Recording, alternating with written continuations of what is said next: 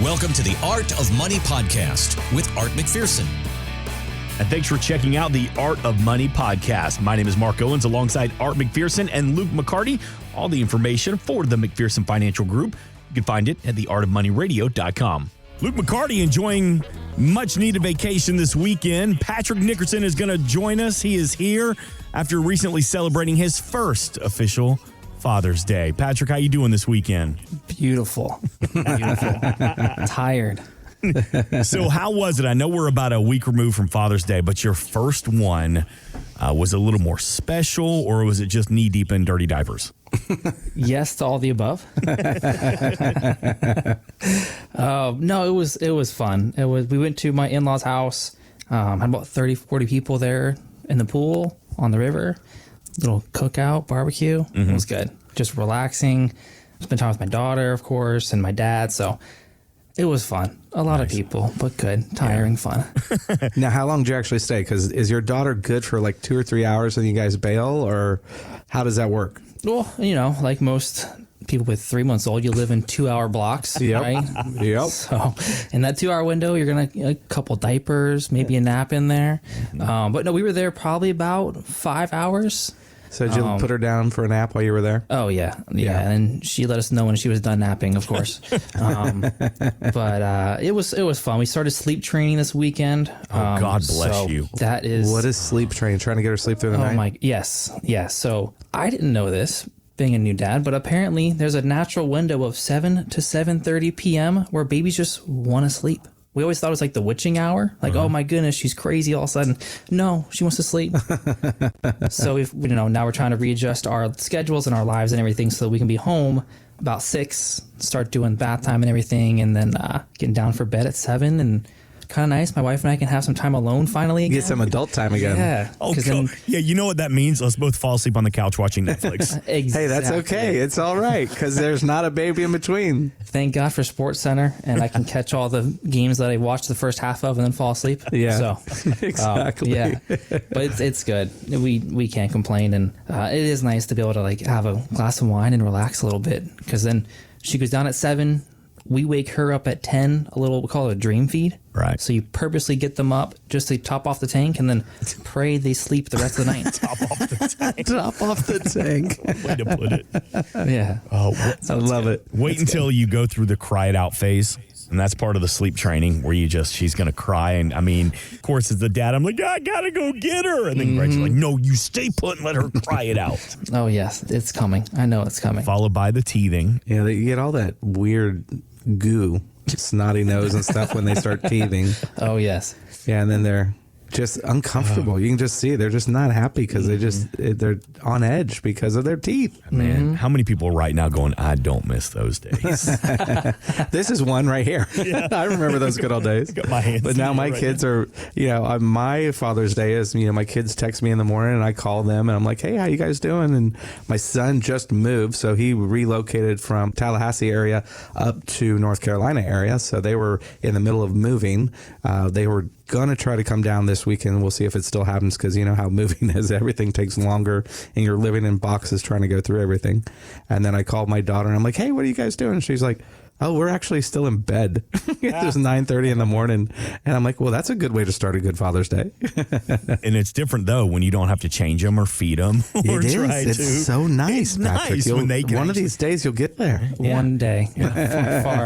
Far away land. If you want to meet Patrick, Luke, Art, Julie, the entire team for the McPherson Financial Group, it is a big, happy family. artofmoneyradio.com. You can always give them a call at 772-281-5223. And Art McPherson, there's so much going on, and I know people are calling right now saying, what moves do I need to make? Because the Fed continues to raise interest rates as it tries to control inflation with the latest hike at 0.75 of a point. I want you to hear this clip from Citibank's Kristen Bitterly, who gave her take on CNBC. The Fed, I think, needs to signal to the market that they're inflation fighters. And so when we start to look at some of those pieces of the puzzle as to whether we could see inflation come down from here. Now, no, it's not coming down to 3%. It's going to come down to maybe 6.5 by the end of the year. That's where we could see at least moving in the right direction and potentially a pause. All right, so Art McPherson, this is kind of a two-part question for you because number one, educate me. You hear 75 basis points. for interest rates. What does that mean? And are you adjusting plans because of it? Well, basically what 75 basis points mean is that's 0.75%.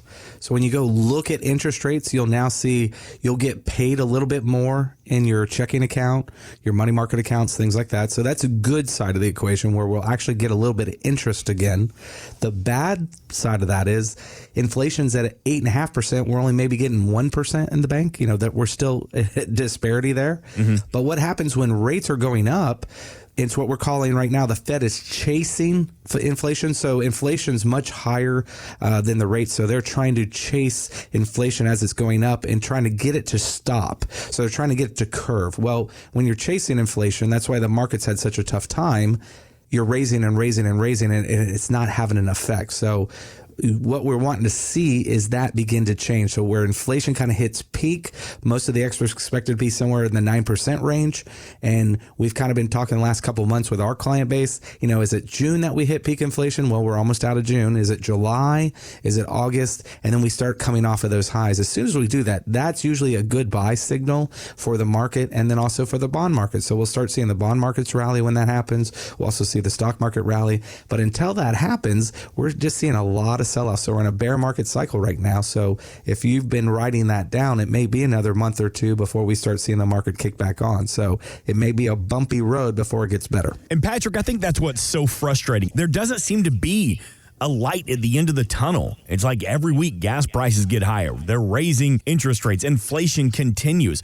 Are you hearing that from the community of people saying it just never seems to end? Oh, of course. Right now, it's wild here. One of the things that we're seeing here actually is in the real estate side of things with the rates going up. I don't know if I could buy my house that I bought 3 years ago because I locked in at 3%. We're north of 6% now. And I was talking with one of my real estate buddies over the weekend, and the supply here of homes available to purchase in Brevard County was so low, made it so competitive. But now, for the first time in over a year, we have over 1,000 homes in the supply pool. So it's affecting everyone. We hear that 75 basis points up with the Fed. Sometimes we don't really understand what that really affects down the road. It kind of has that drip effect. And unfortunately to us, sometimes we hear 75 basis points from the Fed is not a lot. But when it drips down to us, by the time it gets to us, it is a lot. Yeah, because basically what he's saying right there, just as a real world scenario, is interest rates last year, you could go get an interest rate for 3%. This year, we've now moved with this latest increase, the 5.5–6% range. So that would literally double your interest cost on a mortgage. So if it was $1,500 to be able to buy a $350,000 house last year, it's a very high probability you're paying $2,500 for the exact same house because the interest cost is doubled. So that's a real world effect. And what'll happen, so what he just mentioned, we went from 500 homes to 1,000 in a month. What that means is the market is beginning to slow. Interest rates have put people on the hold. Nope, can't afford to buy that $450,000 house or that $500,000 house.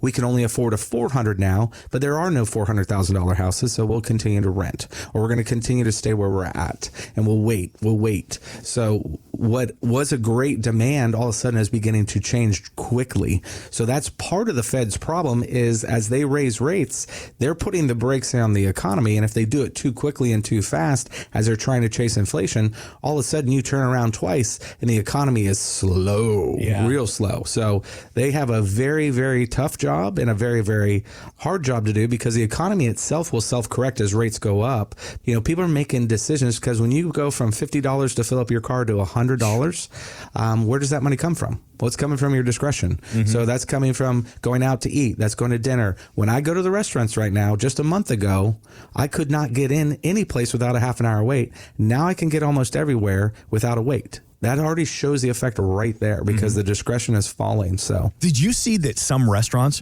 are putting an inflation surcharge at the bottom of your receipt? Did I send you that picture? I don't blame them. It was, of course, if you got like sales tax and then food and beverage or whatever, and then the very bottom, and it's not much, it's a couple of dollars maybe, but it's an inflation surcharge.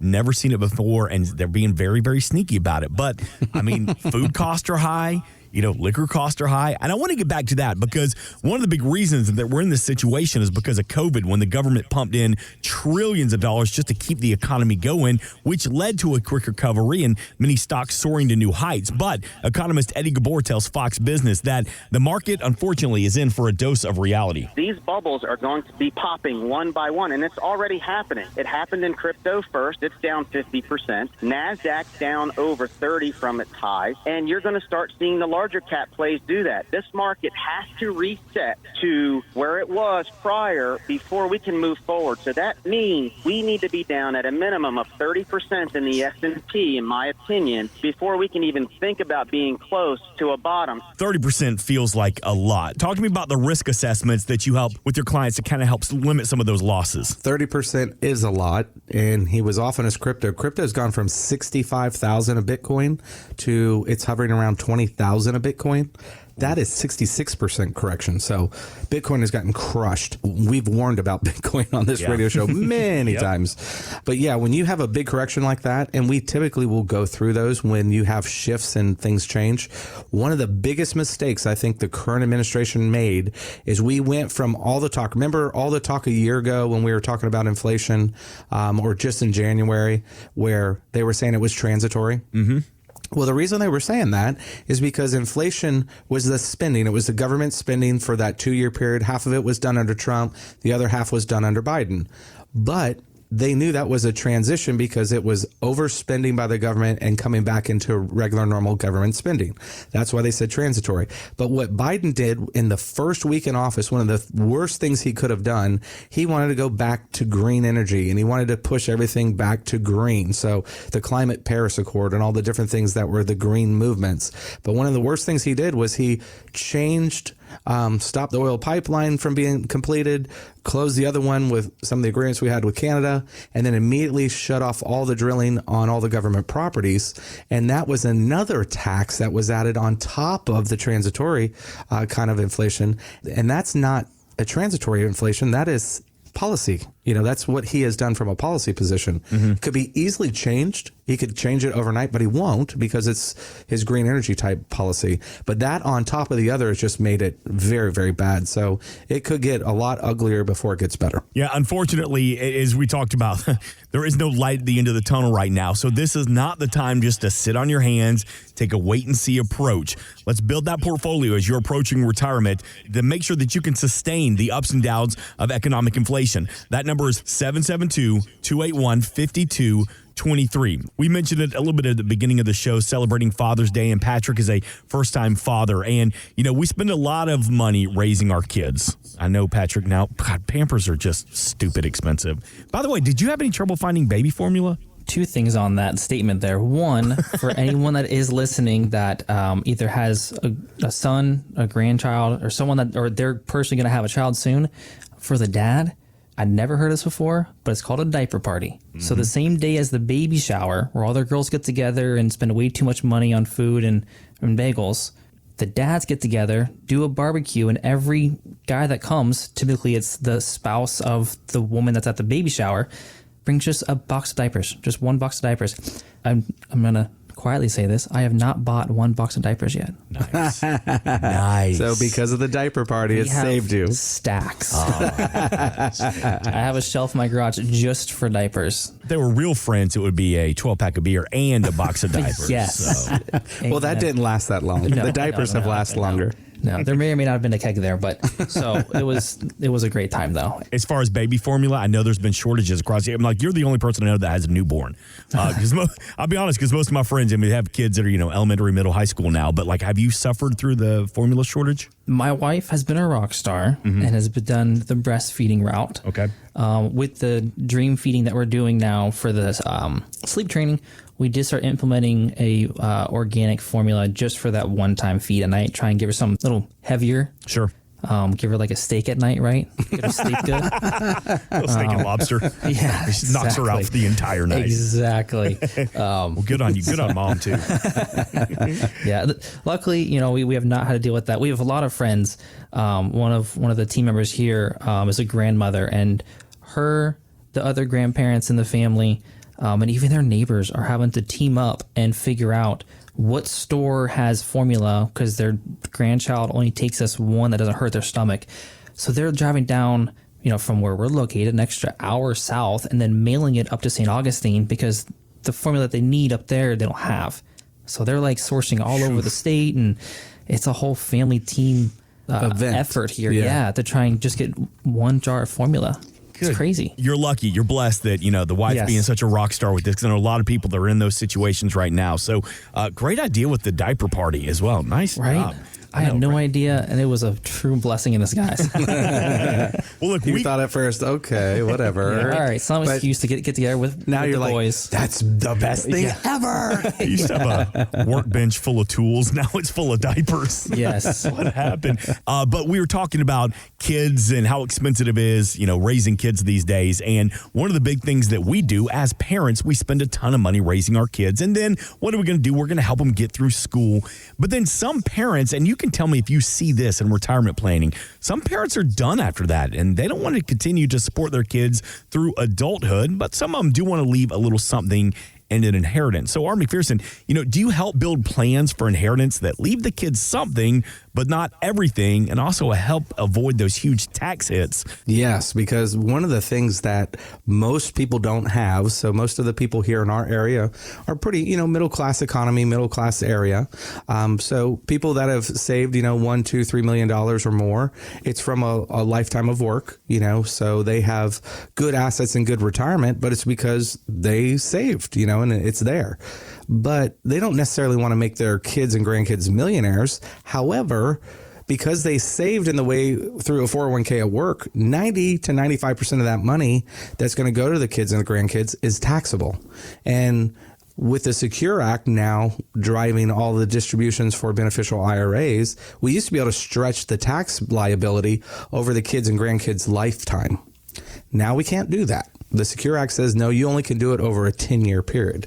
And usually when money is being transferred, so all of our baby boomer generation right now that is getting money from grandma, grandpa, or mom and dad is coming in at their highest earning level. So they're now 55, 60 years of age, and they're at their highest income bracket they've ever been, and they're getting these inheritances, and all that adds on top of their other income. So it's jumping brackets, and people that are normally in the 24% bracket are jumping to the 28 or 32 or 35, and then all that money is getting taxed at 35%. So even though there's no estate tax liability on it, because anything under $12 million, there's no estate tax, but there's a lot of tax that has to be paid. So we come up with all kinds of strategies to be able to do that transfer of wealth. And one of the reasons I brought our CPA in-house, Mark Bernard, is so that we can do Roth conversions, things like that, because all that money still has to be distributed for 10 years. But now we've converted to tax-free dollars. And even though they have to distribute it, it's tax-free to the kids and grandkids. So it makes a big, big difference. Before we get out of here this weekend here on The Art of Money,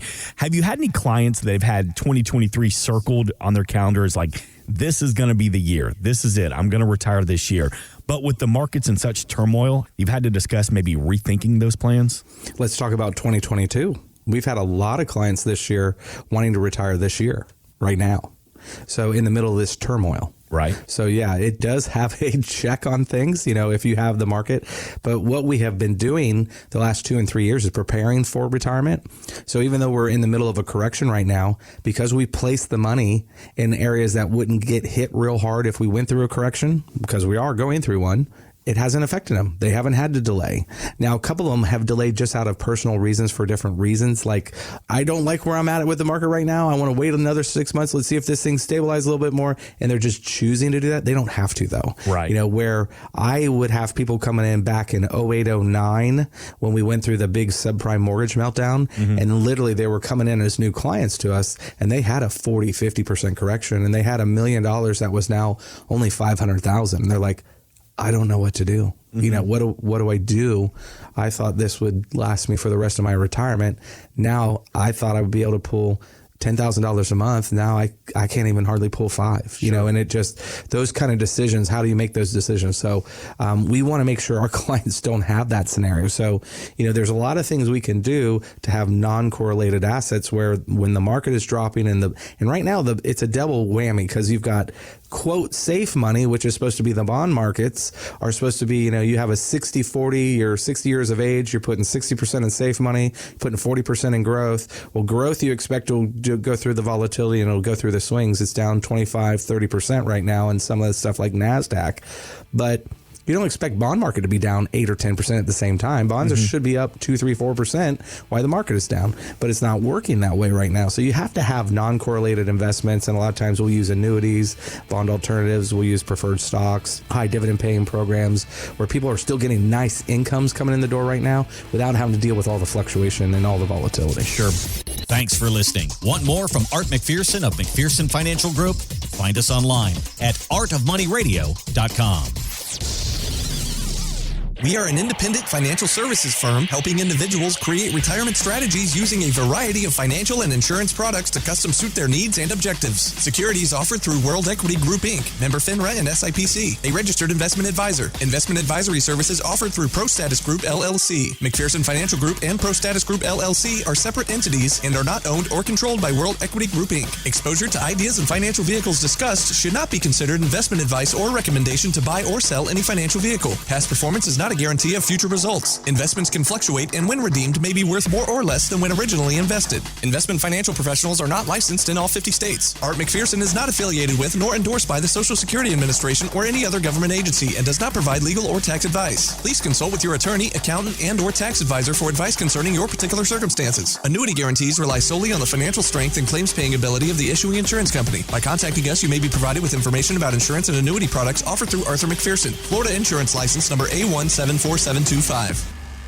Today's show has been a work of art.